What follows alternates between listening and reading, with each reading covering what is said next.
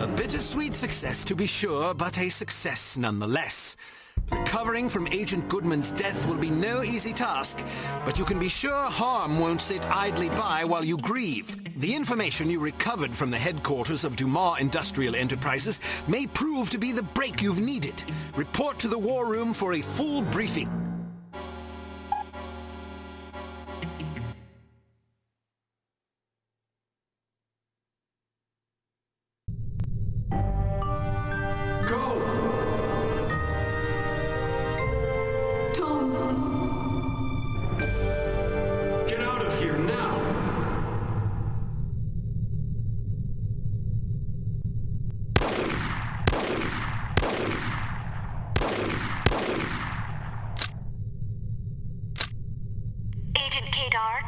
Please report to the War Room. Thank you.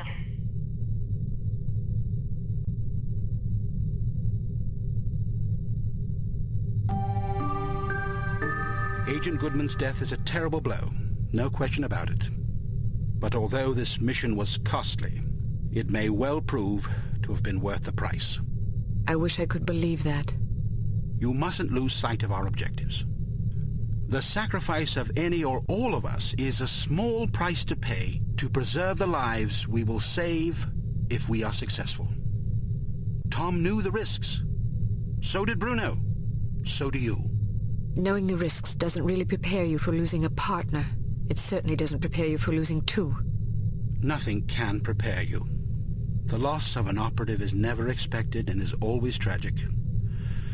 But as horrible as it sounds, it's also inevitable. It's a dangerous job. Perhaps Mr. Smith is right. Perhaps I'm not up to the task. Rubbish. You've performed remarkably well under extraordinarily difficult circumstances. I confess I was somewhat skeptical at first, but that was before I grasped the magnitude of the situation. In my entire tenure as a field operative, I never once faced a crisis this formidable.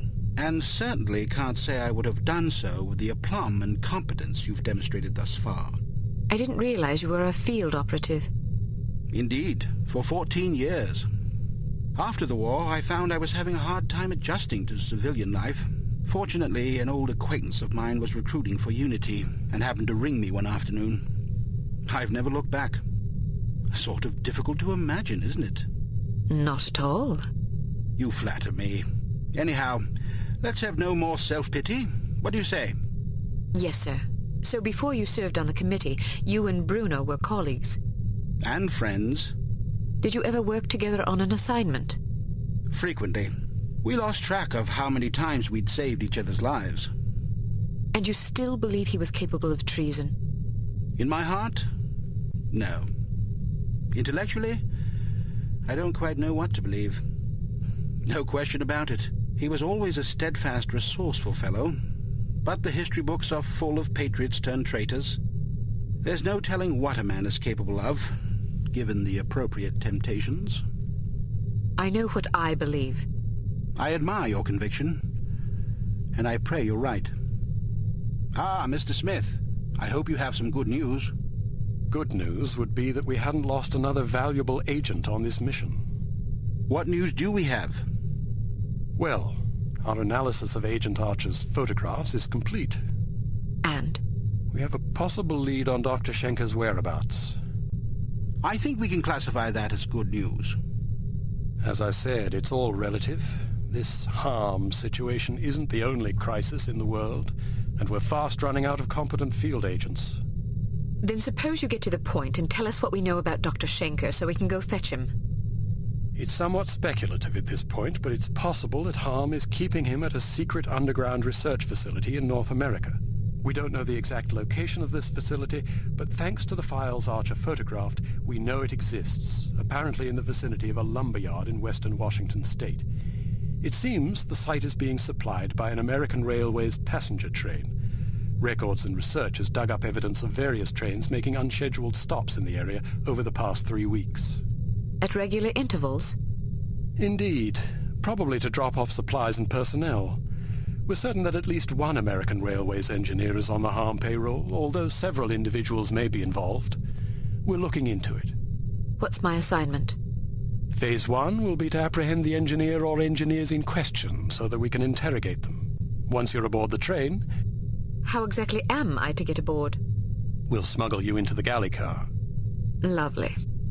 Anyhow, once you're aboard, you will meet with a contact who will tell you precisely whom you'll need to detain. It is safe to presume that other harm personnel will be aboard the train, so subtlety is advisable. Needless to say, seizing the conspirators will prevent the train from making its stop, so you'll have to be sure to detrain at the appropriate time. Well, after falling out of an airplane, I suppose jumping off a moving train can't be that bad. That won't be necessary. Once your objectives are complete, you must head for the caboose and detach it when you're near the lumberyard. We'll have an agent in place to switch the track and reroute you to an unused depot behind the lumberyard. This area is not likely to be heavily guarded, so you shouldn't have much difficulty getting through. If all goes according to plan, you will rendezvous with another undercover agent who will, we hope, have information that should help you locate the underground base.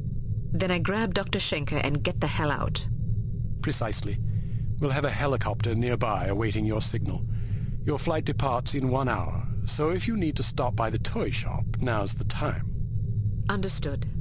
Thank you for putting things in perspective for me, sir. I promise you I will do everything in my power to destroy harm. Archer? Sir, Don't let anger cloud your judgment. Revenge is an understandable impulse, but it is also a contemptible one. Our job is not to avenge, but to protect. I can't just shut off my feelings like a tap. No, but you can bridle them and use them to fuel your resolve. Destroy harm, but do it to save innocent lives, not to retaliate for those already lost. The moment you give in to wrath, you become as reprehensible as the monsters we're hunting. Clearly, we are all called upon to take lives from time to time, but we must neither relish it nor agonize over it. It is a duty, plain and simple. Not a pleasant one, but often a necessary one. I'll do my best, sir. I have absolute confidence that you will. There was one more thing, although I'm not sure how important it is. According to one of the documents Archer photographed, it seems the Baron's wife changed her surname some time ago. Really? So her maiden name isn't McLean? It's Farnsworth. Felicity Farnsworth? Are you quite sure? Positive. Do you know of her? Aye, that I do. When she was 8 years old, her father, a wealthy banker, was involved in a nasty public scandal involving unmentionable acts with a 12-year-old boy. How dreadful. Mr. Farnsworth committed suicide shortly thereafter. Felicity and her mother, by all accounts a vapid socialite, were ruthlessly ostracized by their peers. Guilt by association, presumably. Furthermore, rather than inheriting the fortune she expected, Mrs. Farnsworth discovered that her late husband had left the family in inescapable debt. She went quite mad. Several days after being institutionalized, she hung herself. My word, that poor child. Felicity fell into the custody of an elderly aunt whose lifestyle was apparently rather more severe than she was accustomed to. About a year later, the aunt took a fatal tumble down the stairs. Foul play? No mention was ever made. What happened to the girl? She ended up with a foster family where she remained until she was 14. One night she went out her bedroom window and was never seen again. Or at least no one recognized her. Astonishing. Where did you learn so much about her? I studied her. Come again? I believe I first read about her in a gossip column. I was intrigued by the similarities in our background, so I dug deeper. What similarities? Well, we both came from wealthy families. We were both orphaned at a relatively early age. Our fathers both killed themselves, although for very different reasons. We were both plunged into undesirable circumstances and resorted to rather desperate measures to survive. I found it quite uncanny at the time, although in retrospect I think we had less in common than I once believed. Adversity is the truest test of character. The strong are strengthened by it, the weak made weaker. It sounds like this Baroness didn't have the wherewithal to cope with her misfortunes. It's a common trend among terrorists and bullies that they imagine themselves persecuted by fate and therefore feel justified in harming others.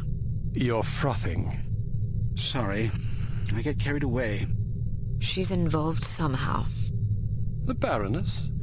Upon what unimpeachable evidence are you basing that supposition? I just have a feeling. Ah, then the case is as good as closed. I don't expect you to believe me, but I'll count on you to say something smug if I'm right. It's virtually guaranteed. I'm not smug. Acerbic perhaps, maybe even sardonic, but not smug. Okay, sure. Whatever you need to tell yourself. I have to agree with her, Smith. Don't either of you have work to do? Aye, sir. Off I go. Good luck. Welcome to Advanced Field Tactics. We've a new perfume for you. This one's a real scorcher. It's a concentrated acid gas with a jellied base to make it sticky. You definitely don't want to get it on you. Here's a spiffy new device that should make dealing with security cameras less of an ordeal. When fastened to a camera, it generates a still image from the camera's viewpoint that should convince a casual watcher that he's seeing an empty room. Attach a camera disabler to this security camera.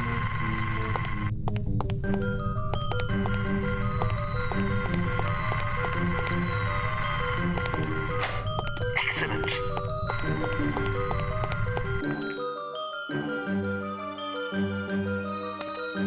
Riding a motorcycle is easier than you might suspect. To get on, simply walk up and activate it. Hit activate again to dismount. Hit the forward key to accelerate, backward to brake, and the left and right turn or sidestep keys to steer. You can also steer with the mouse if you prefer. You will decelerate automatically if you release the forward key. Traction will generally be better on harder surfaces. Although you cannot use weapons while riding a motorcycle, you're not completely vulnerable.